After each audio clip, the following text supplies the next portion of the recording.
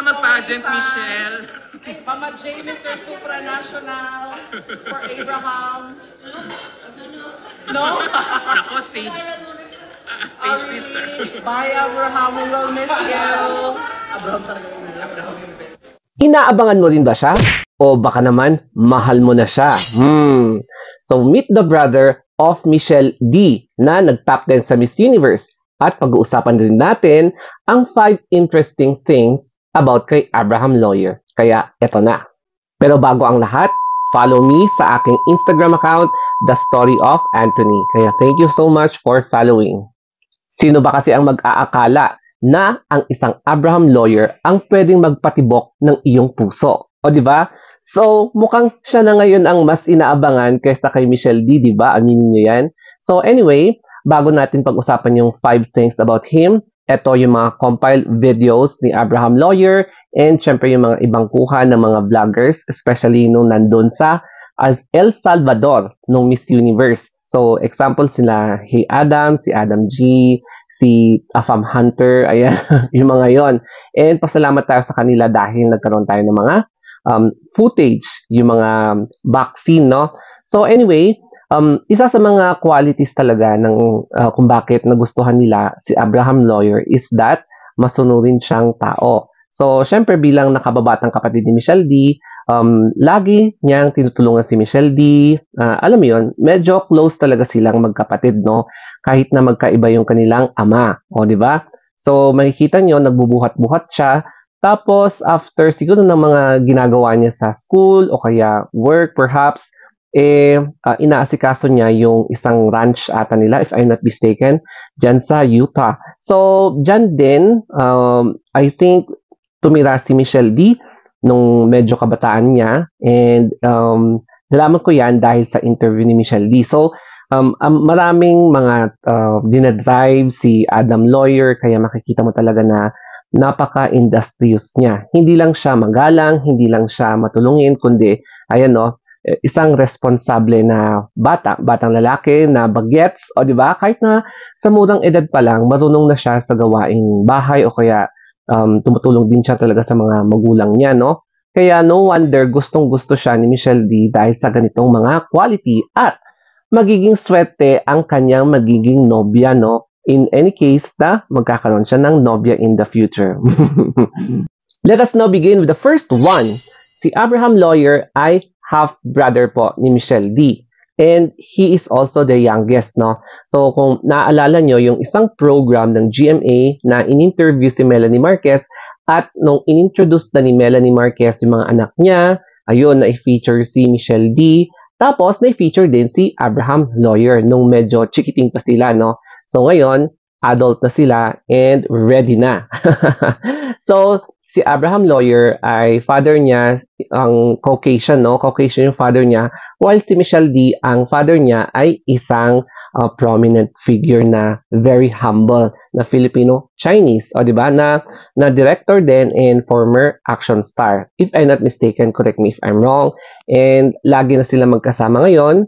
So, ever since din naman, pati nung nanalo siya ng Miss World, andyan si Abraham Lawyer to support her sa kanyang journey sa pageantry and even sa mga careers in life.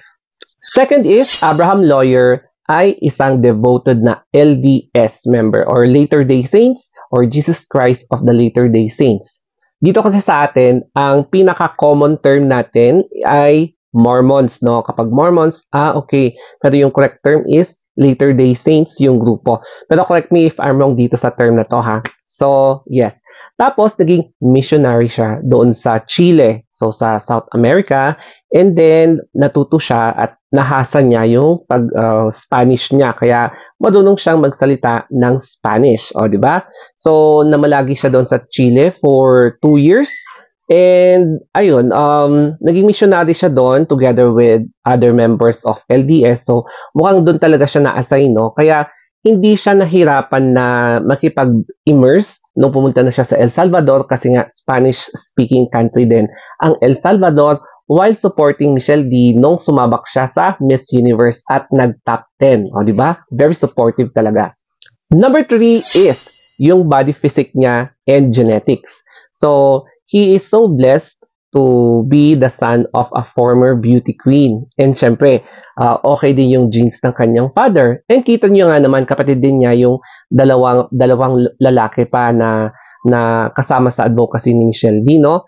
Magaganda yung genes talaga nila. So, pagdating naman sa height, dito mo talaga makikita na, ang ducks pala niya. I mean, sa height. So, makikita mo na more than 6 feet, more than 6'1", hindi siya 6'2", or 6'3", mga ganun, or higher.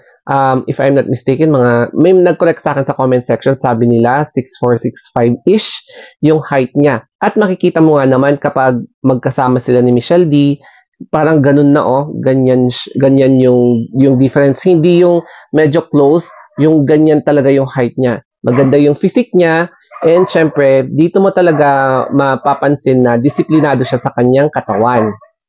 Number 4, mama po niya si Melanie Marquez, in which nabanggit ko yan kanina.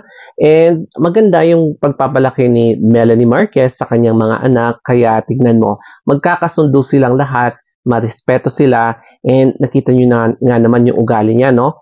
Matulungin siya, responsible, tapos nakuha din niya yung ugali ng mama niya. O di ba? Ugali din ng father niya na napaka-humble, na kahit na alam mong may status sa buhay, pero hindi niya ipinagyayabang, no? Hindi mo makikita sa kanyang mga picture or sa kanyang mga videos na may pagkaangas siya or may, alam mo yun, yung iba yung dating, yung parang pagkayabang. So, sa picture, napaka-humble, napaka-approachable pa, hindi siya snub, yung mga ganun na eksena. So, he is always, parang wini-welcome niya lahat ng mga lumalapit sa kanya para magpa-picture or kung ano man yung gusto nilang tanungin sa kanya, open arms talaga siya na wini-welcome silang lahat. Number 5 is disiplinado siyang tao. So, dito sa video na to, mapapansin mo talaga na concerned siya, tsaka very focused siya sa pag-maintain ng kanyang healthy body. So, pupunta siya sa mga gym, nag-exercise siya to ensure na okay yung build ng katawan niya. So, dyan mo talaga mapapansin na disiplina can really start within yourself. Tapos, hindi lang yan, ang disiplina din ay pagiging responsable sa mga tungkulin mo sa family. So, makikita nyo dyan na meron din siyang mga routines na ginagawa sa kanilang ranch, if I'm not mistaken, kung ranch yan sa Utah. So, meron siyang mga ginagawang equipments, inaasikaso niya yung kanilang ranch or farm, mga ganon. So, dito mo talaga mapapansin na, ay, magiging mabuting asawa ito in the future. O, di ba? Advance mag-isip. Pero dito mo talaga mapapansin na hindi katulad ng ibang tao sa same age sa kanya na laging nasa computer games, laging nagpa-party, laging, alam mo yon, bulakbol, mga ganon. Siya, hindi. Mukhang okay talaga yung upbringing niya. Naalala niyo ba, yung first part ng vlog na to na tinanong si Michelle D directly, personally, before siya aalis sa Mexico, kung baka naman pwedeng isabak si Abraham Lawyer sa pageantry. O di ba naging Adam tuloy? Abraham Lawyer sa mundo ng pageantry such as Mr. Supranational. Ayan, kung tama yung pandinig ko. Pero ang sabi ni Michelle D ay, so no, hindi pwede. Ayan, tapos sabi pa niya, mag-aral muna siya or tapusin muna niya yung pag-aaral niya.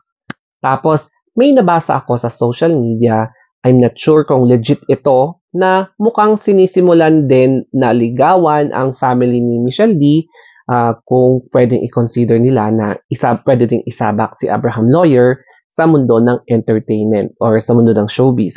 Kita nyo nga naman, no, maarangkada na yung Instagram followers niya, visible na siya sa social media, at meron na siyang appearance sa television. Kaya baka siguro ito na siguro yung start, no? Pero, syempre, nasa family pa rin ni Abraham Lawyer ang decision kung ano ang magiging mangyari, no? Kaya abangan na lang natin. At, ayun na nga, ito yung mga 5 things na pwede kong ma-share sa inyo about Abraham Lawyer. And you can correct me kung may mga nasabi ako na kailangan i-correct. Ayan, I'm open naman.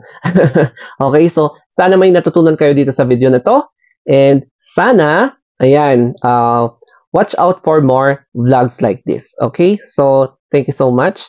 Have a nice day and always think positive.